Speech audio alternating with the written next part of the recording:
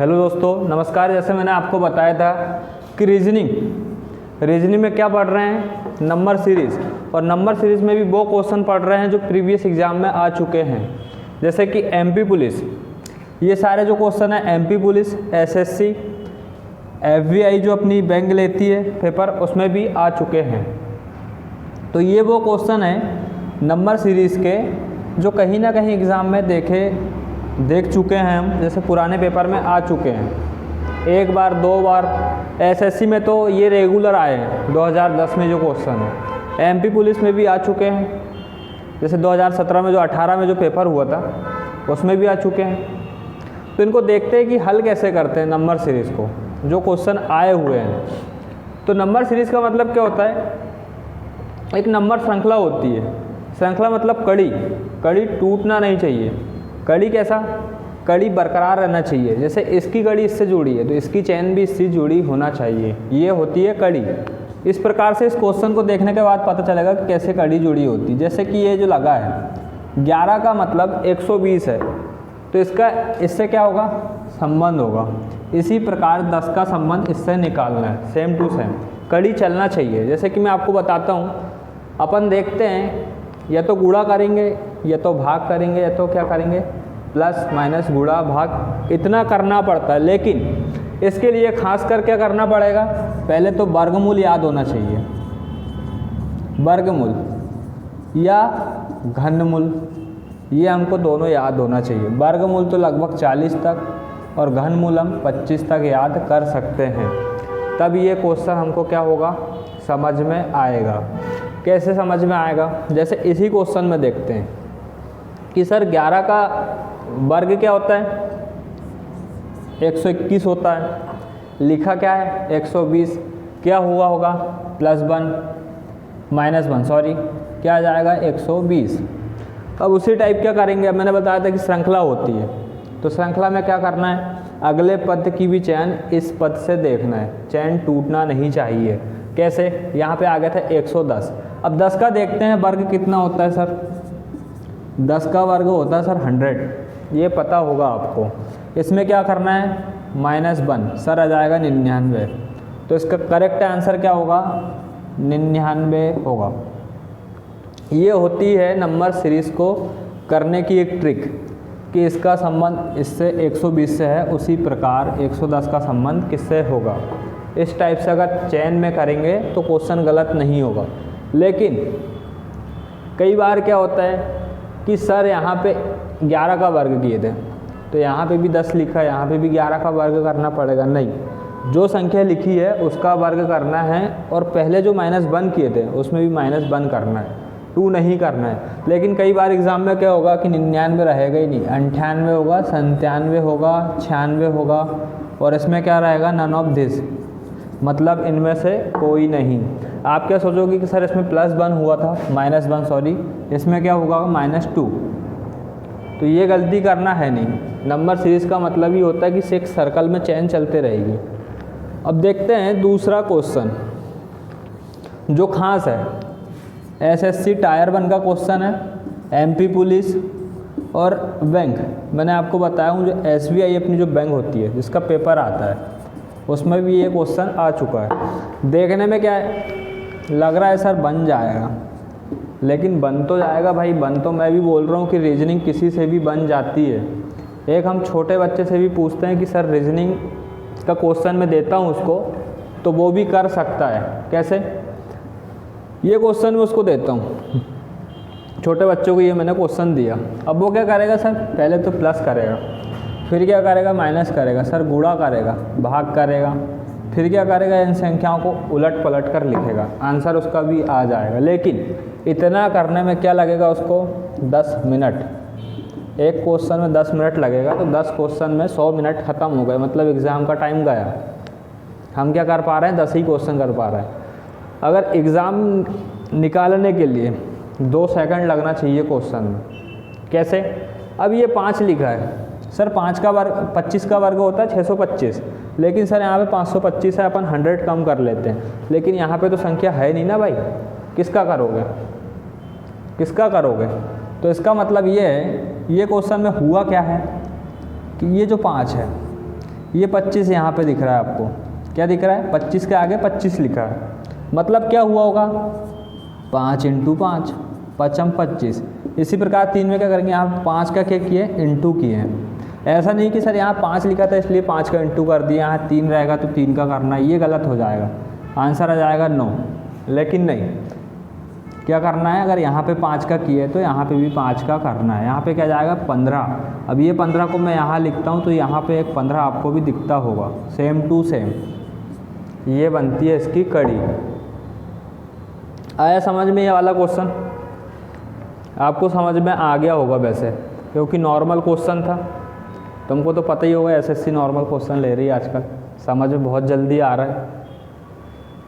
अब देखते हैं थर्ड क्वेश्चन कि थर्ड क्वेश्चन में क्या किया उसने, 4 है और 5 है। डायरेक्ट आपको समझ में आता होगा, लेकिन एग्ज़ाम में नहीं आएगा समझ में। क्यों नहीं आएगा? एग्ज़ाम वाला जो होता है घुमा फिरा के क्वेश्चन, जो पहले कठिन क्वेश्चन होता है उसके बाद सरल क्वेश्चन देता है। क्यों देता है, ऐसी गलती क्यों करता है वो? अगर आप कठिन क्वेश्चन करने को हल बैठे हो, आपको लग जाएगा 4 मिनट, उसके नीचे सरल क्वेश्चन रहेगा। कठिन क्वेश्चन में हो जाता है दिमाग खराब, तो सरल क्वेश्चन तरफ ध्यान नहीं जाता। अपन खोल लेते हैं जीके जीएस, उसको हल करते हैं, सरल क्वेश्चन भूल जाते हैं। ये होती है हमारी आखिर गलती एग्ज़ाम की।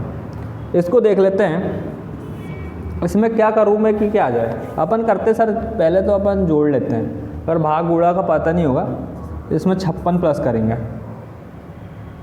56 प्लस करेंगे, इसमें भी 56 प्लस कर सकते हैं। क्या आएगा इसका? सर इसका 61 आ जाएगा आंसर। अब 61 तो ऑप्शन में है ही नहीं भाई, ऑप्शन में 61 है ही नहीं, तो गुणा का तो मतलब मैंने बताया था कि भाग, अगर बड़ी संख्या है तो क्या करना है, पहले तो इंटू करके देखना है। अगर छोटी संख्या के बाद अगर डायरेक्ट बड़ी संख्या आती है तो किसी का वर्गमूल होगा या तो घनमूल होगा। अब देखते हैं कैसा है, कैसे वर्गमूल और घनमूल करके इन्होंने क्वेश्चन किया हुआ है। 4 का घनमूल कितना होता है सर? आपको पता होगा कि 64। 4 का घनमूल होता है सर 64, माइनस उसने जो वर्ग घनमूल वाली संख्या थी जिसका घनमूल था उसी को क्या कर दिया है, प्लस कर दिया है। निकाल के कितना लेके आया 60। सर 5 का निकाल लेते हैं इसी टाइप। 5 का क्या होगा हमारा, ये जो 5 है इसका घनमूल निकालेंगे 125, क्या करना है -5, क्या हो जाएगा 120। करेक्ट आंसर यहाँ पे क्या हो जाएगा आपका 120। कितना सेकंड लगा? 2 सेकंड। इससे ज़्यादा टाइम लगेगा तो एग्ज़ाम नहीं निकल पाएगा रीजनिंग में। और सिलेक्शन में बता रहा हूँ सही में, एमपी पुलिस में रीजनिंग में ही रुकता है, रीजनिंग में ही रुकेगा। क्योंकि रीजनिंग में एक गलती अपन ये भी कर सकते हैं पेपर निकालते टाइम कि सर क्वेश्चन बहुत कठिन आया था, मैंने हल तो किया लेकिन बना नहीं मेरे से। तो भाई जब कठिन आया था बना नहीं तो काहे के लिए टाइम वेस्ट किया तूने उस पर? उसको तो करना ही नहीं था, दूसरा क्वेश्चन भी कर सकता था। अगर एक क्वेश्चन कठिन है तो 99 तो सरल लग रहे थे ना भाई तेरे को, जब तो एक कठिन लग रहा था तो 99 कर लेता, एक को छोड़ देता। चलो देख लेते हैं चौथा क्वेश्चन जो है हमारा, ये आया था सर अपना एमपी पुलिस में, जो पिछले बार जो एमपी पुलिस हुई थी उसमें आया था 2014 या 13 में एमपी पुलिस में, और एसएससी 2010 में रेगुलर ये क्वेश्चन पूरे आए हुए हैं। एसएससी 2010 में तो सारे क्वेश्चन आए हुए, लेकिन ये आया था एमपी पुलिस 2013 या 12 की होगी। तो इसमें क्या किया उनने, इसमें भी इंटू करके देखते हैं। 17 के बाद 7 के बाद 51 आया है, तो जोड़ा वोड़ा तो होगा नहीं, घटाया हटाया तो होगा नहीं। 17 तिया क्या होगा?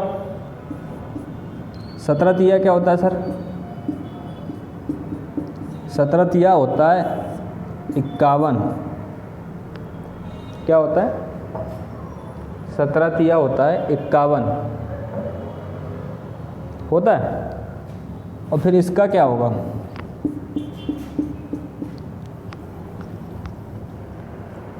तीन में अगर मैं इंटू करूँगा, एक में 3 का इंटू करूँगा कितना आएगा सर? हाँ क्या आएगा? 1 इंटू 3 करता हूँ, 3 एकम 3, सही है। इसका आंसर करेक्ट क्या आएगा? 3 आएगा। एक क्वेश्चन और बनता है, अगर यहाँ पे 52 कर देता हूँ तो यहाँ पे क्या आएगा, क्या होगा ये देख लेते हैं फिर से ना। 7 छिक्के कितना होगा 42, 7 अठी 56, उसका क्या रहेगा 11 × 10 करेंगे, क्या आएगा आंसर 110। फिर उसमें क्या किया था, इसमें 2 का अंतर है तो इसमें भी 2 प्लस करते हैं, क्या आ जाएगा 12। फिर यहाँ पे क्या करेंगे 11, तो क्या आ जाएगा इसका करेक्ट आंसर 132 जो लिखा हुआ है। ये टेबल में भी आया था, क्यूज टेबल में भी हल करने को आया था एमपी पुलिस में और नंबर सीरीज़ में। तो नंबर सीरीज़ में एमपी पुलिस में आया था और टेबल में किसी में नहीं आया है। एमपी पुलिस में तो अभी ये आया था नंबर सीरीज से, इस टाइप से क्वेश्चन बन के आया हुआ था। अब देखते हैं 7वां क्वेश्चन कि 7वां क्वेश्चन हल कैसे किया उनने। आपको समझ में आता होगा कि 7वां क्वेश्चन में क्या हुआ होगा। 8 लिखा है 28 लिखा है, अगर 8 28 के बराबर है तो 27 किसके बराबर होगा, ये भी समझ में आता होगा। अब देख लेते हैं कि 2 का घनमूल कितना होता है, 8 होता है। 2 का घनमूल 8 होता है। 3 का घनमूल कितना होगा, घनमूल ये होता है सर 27 प्लस 1 हुआ है, आ जाएगा 28। उसी टाइप दूसरे टाइप में 3 का क्या हुआ है घनमूल, क्या होगा 27। इसमें क्या करेंगे 1 बढ़ाया है, इसमें भी 1 बढ़ाएंगे। 4 का करते हैं क्या घनमूल, क्या होगा 64 प्लस 1 क्या हो जाएगा 65। इसका करेक्ट आंसर क्या रहेगा 65। ये तो हो गए थे हमारे क्वेश्चन। ये समझ में नहीं आया होगा, इसमें 2 का घनमूल था, ये 3 का घनमूल प्लस 1, ये हो गई यहाँ से हमारी एक चैन ख़त्म। अब यहाँ की चैन इसी टाइप बनाना है, तो 3 का क्या रहेगा घनमूल, क्या हो जाएगा 27 प्लस 1 यहाँ पे किया था, प्लस 1 यहाँ पे करेंगे, क्या आ जाएगा 4। 4 का घनमूल क्या होता है 64 प्लस 1 हो जाएगा 65। ये रहेगा इसका करेक्ट आंसर 65।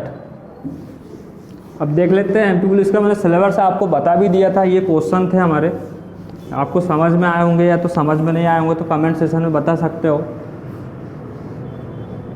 एमपी पुलिस का सिलेबस पता होगा आपको कि रीजनिंग हमारी कितने नंबर की आ रही है, 40 नंबर की रीजनिंग आ रही है। तो रीजनिंग ज़्यादा पढ़ना होता है। रीजनिंग कितने नंबर की आएगी 40 नंबर की रीजनिंग आएगी 40 नंबर की। सिलेबस से देख लेते हैं एक बार। मैथ्स से आएगी 30 नंबर की। इसमें क्या रहेगा साइंस और आल जी के जो एमपी की होती है। इसमें हिस्ट्री के भी क्वेश्चन देखने को मिल सकते हैं। कई बार तो कंप्यूटर से भी 1 नंबर का क्वेश्चन आ जाता है। ये आती है हमारी कितने नंबर की 30 नंबर की। इसी में रहेगा एसआई का सिलेबस। ये 100 नंबर का एसआई का सिलेबस सेम टू सेम रहता है। फिर 100 नंबर का क्या आता होगा सर बोल रहे हैं तो सर 70 नंबर की क्या आती है हिंदी आती है। और 30 नंबर की क्या आएगी सर उसमें इंग्लिश। ये रहेगा हमारा, दोनों को मिलाकर क्या बन जाएगा एसआई का सिलेबस। तो धन्यवाद दोस्तों, आपको शायद वीडियो पसंद आए तो लाइक कीजिए और शेयर कीजिए और हमारी यूट्यूब चैनल दृष्टि 2.0 को सब्सक्राइब करें। धन्यवाद।